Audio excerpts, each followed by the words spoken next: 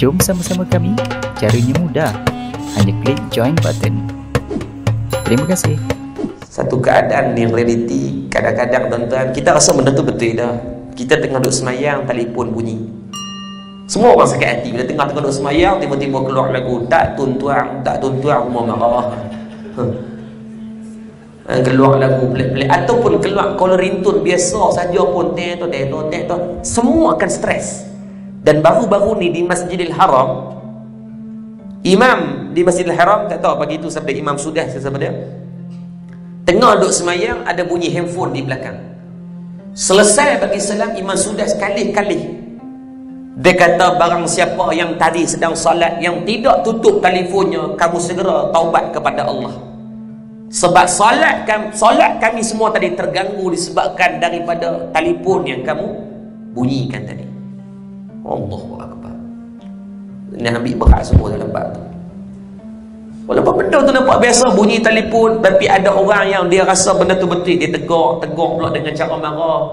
Hang ni mai bawa telefon benda tu betul tegur, tapi kadang tegur dengan cara yang salah. Mungkin itulah kali terakhir dia jejakkan kaki ke masjid. Kita main masjid, kadang-kadang kita tengok budak-budak berlari di belakang. Ada pakcik-pakcik yang kadang-kadang bagus nak tegur, tapi pergi kata dengan perkataan yang kasar. Mungkin itulah kali terakhir budak tu jejakkan kaki di masjid. Tuan-tuan, benda tu betul, tapi kadang-kadang kita buat tegur dengan ikut emosi, ikut nafsu, maka kita membunuh satu kebaikan yang kawan tu boleh buat. Hati-hati dalam bab ni. Sebab tu nak takbir hati benda yang sangat payah. Saya tak kata tuan-tuan, saya pun sama. Maka jangan sampai kita merasakan bercita-cita di atas bala ataupun musibah kena kepada orang. Jangan minta benda tu, minta dijauhkan dalam kehidupan. Moga-moga tak kena pada kita. Kalau Allah uji dia pun, moga-moga Allah cabut beban tadi, Allah ringankan beban tadi. Tak salah berdoa ke atas dia. Dan iaitu haram lagi dosa besar. Kata musannif rahimahullah ta'ala, perbuatan yang bercita-cita ke atas susah orang, bercita-cita atas orang ni hilang nikmat di atas dunia dan akhirat, perbuatan yang berhajat kepada orang terkena dari sudut bala dan musibah adalah benda yang dilarang agama dan juga dosa besar. Ada benda yang dilarang agama tapi dosa kecil, tapi yang ni termasuk di antara kabair, perbahagian daripada dosa-dosa besar. Dia sebut dosa besar, benda yang jangan buat ambil ringan.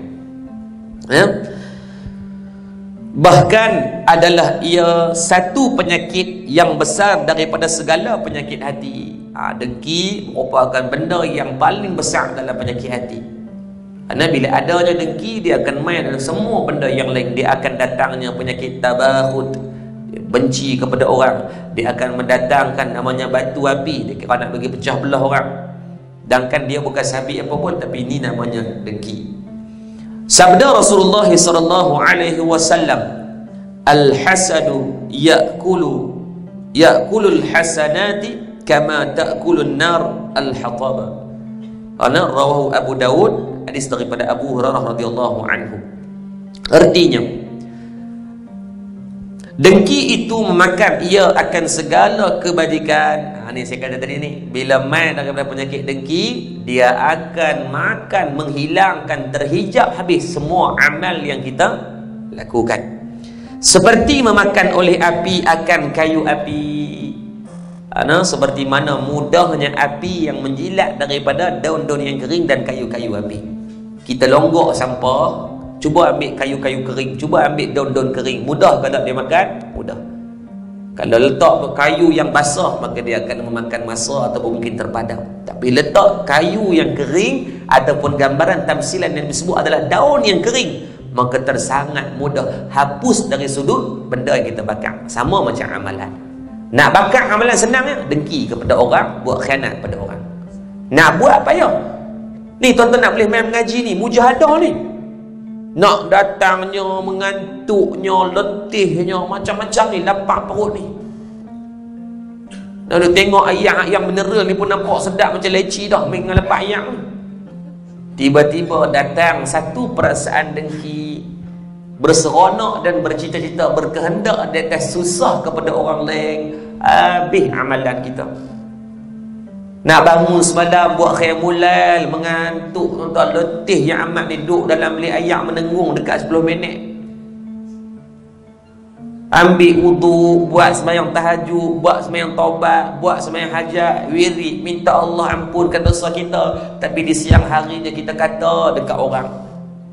Di siang harinya kita buat khianat kepada orang lain.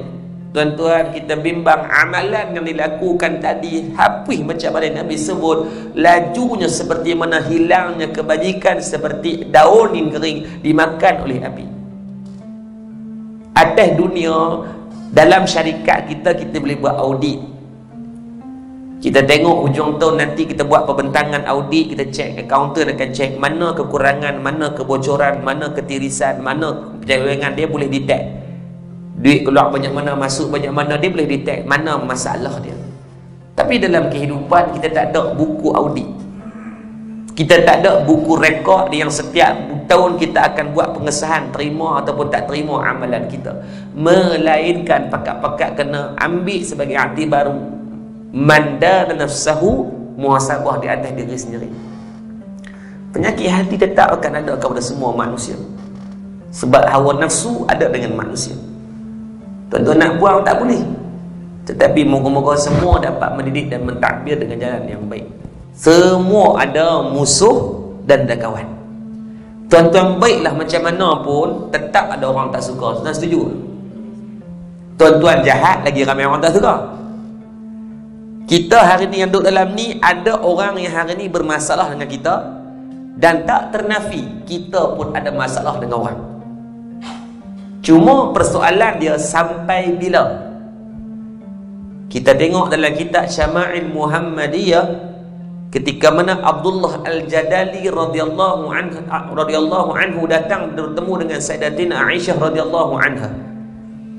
Bila ditanya kepada Aisyah siapakah Nabi sallallahu alaihi wasallam, kata Aisyah, lam yakun fahishan wala mutafahishan wala sakhaban fi aswaq wala yajzi bi sayyi'atin sayyi'ah walakin ya'fu wa yasfah.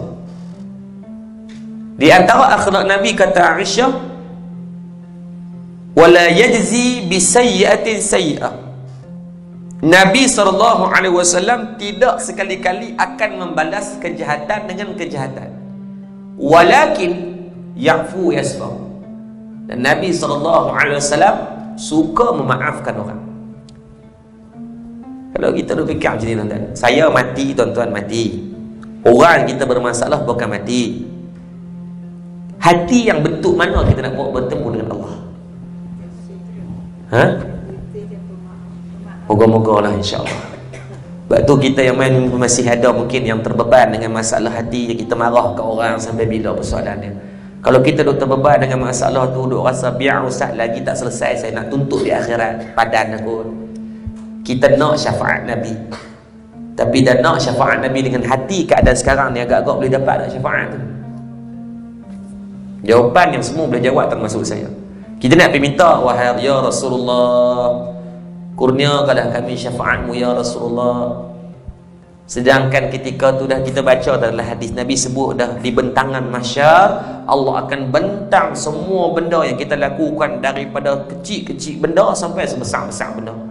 Maksudnya ketika tu Nabi dah tahu dah kita pernah buat apa ketika kita hidup. Kita bermusuh dengan siapa, kita dengki dengan siapa, kita berkelahi bergaduh dengan siapa dia. Betul saya kata tadi, sebelum mati selesaikan masalah dengan orang. Walaupun berat kena selesaikan, walaupun payah kena usaha buat. Kita maafkan orang hari ni, Allah akan bagi orang yang bermasalah kita, moga-moga dia datang perasaan yang sama, memaafkan kita. Win-win situation. Sebab kita bukan baik tak mana pun. Tu je cerita dia. Ni sebelum nak boleh pakai tudung macam ni dulu, ni ranggi belakang ni. Ni nak boleh pakai kepiah atas kepala ni dulu, Alfro belakang ni, seluar kaki besar tak mana tak tahu ni. Nak boleh duduk cakap di depan ni dulu, oh dan jam lah, nak bincang kesalahan yang lalu, masing-masing bermasalah. Kau ada yang boleh kecil baik dah. Banak-banak boleh, ayah nak azan tu kata, pak tak azan, saya azan sendiri. Ada? Tak ada. Masing-masing ada sejarah silam, yang kita pernah buat silap, yang kita mungkin pernah menyakitkan hati orang. Sebab tu bila bersabit dengan bab hati, tidak ada jalan melainkan kita mulakan dulu. Walakin ya'fu yasfahu, kita maafkan orang. Dia kata, ustaz cakap senang, bukan salah saya, salah dia. Tak apa, dapat 2 pahala. Kita tak salah, tapi kita pergi minta maaf, lagi besar pahalanya. Ustaz, dia yang salah, tak apa, insyaAllah tak rugi apa-apa. Sama lah, ada orang yang dia tak salah, kita salah, mungkin dia maafkan kita. Orang berhutang dengan kita, tak apalah, kita sebolehnya kalau halalkan. Mungkin ada hutang, kita tak ingat dulu, kita balas pokok rumah orang, kita balas selipar. Semalam ada orang, tak tahu dia tertukar selipar dengan saya aku. Saya, this pattern sama, dia tertukar tu. Kasut dia kecil dan kasut dia saya 7, saya kaki saya 9. 2 inci terkeluar bila pakai. Mungkin dia tertukar lah, bukan kita tercuri, tak apalah. Nampak macam mana? Mungkin bukan sengaja. Samalah, kita pun banyak dah dalam kehidupan kita. Banyak je. Jadi isu dia hari ni tuan-tuan, Nabi ajarkan kepada kita, bercakap dalam bentuk tidak membalas kejahatan itu senang, tetapi nak melaksana itu susah. Maka mana-mana benda yang susah dikira sebagai benda yang besar pahalanya.